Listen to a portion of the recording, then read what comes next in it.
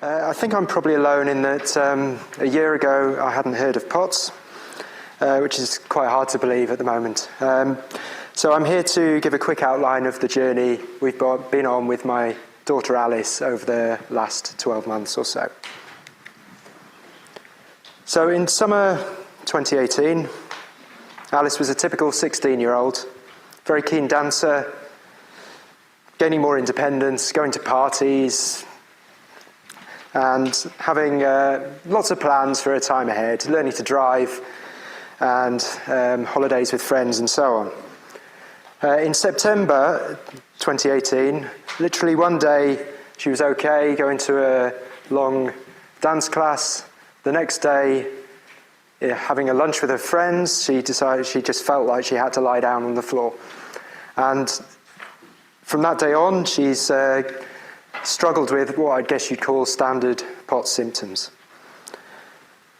So from that point, there was a gradual decline up until March this year, when she became so weak, we ended up having to call an ambulance.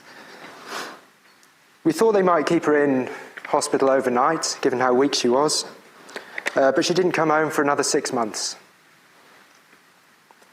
The day she went into hospital, things did get quite serious. They sat her up very abruptly, and it caused a hyperventilating attack that she couldn't come out of. She ended up in resus, and the consultant uttered those lovely words, "We're doing everything we can." After this, she was only able to tolerate lying down entirely horizontally. So the next 6 months in hospital. The first 3 months was a physical fight of tiny increases to the angle of her bed and tiny increases in the amount she could manage to eat, obviously all lying down. Apart from that, there were a number of other, unnecessary battles. There were some doctors who were understanding, helpful, sympathetic, but others were saying she wasn't trying hard enough, or she had an eating disorder, probably standard things that happen to POTS patients every now and then. But the doctors changed constantly, so there was no continuity. This was very difficult for us, because obviously with the lack of awareness, you start all over again every time you get a new set of doctors. But it was demoralising and upsetting for Alice, obviously. The other thing was there was no psychological support, and I think that was probably because she was in this grey area between paediatrics and adult care. And things only seemed to happen when we shouted or cried or escalated to the chief executive of the NHS Trust. And the escalation was when we finally got her transferred to the second hospital. And the two hospitals were very much like chalk and cheese.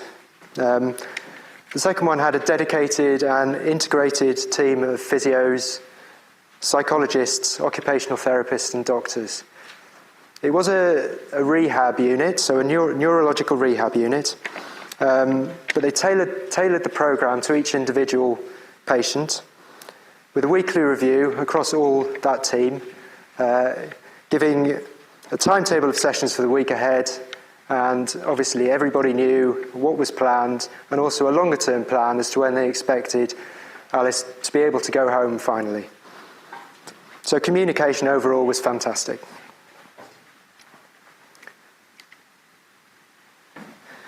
This integrated team literally did get Alice back on her feet again. She progressed from a reclined wheelchair to a normal wheelchair to the picture there on the left, straining every sinew, using a Zimmer frame for the first time.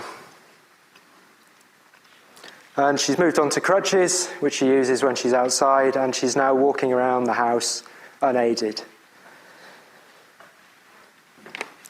And obviously we're eternally grateful to everybody in that unit for everything they did. Since leaving hospital in September, she has had a few physio sessions. But although her first psychology appointment is quite soon, that's 3 months. 3 months of trying to adapt back to normality without any professional support. So I think teenage girls are disproportionately affected by POTS, and they're quite a vulnerable group at the best of times. So I know 6 months in hospital might not be a typical POTS journey, but there are clearly a lot of lives being turned upside down with POTS. And I think an integrated approach that does incorporate psychology would be very, very beneficial in these cases. There's obviously a lot more I can say about this, but that's all I was going to say now. But if you want to find out more, please come and talk to me afterwards.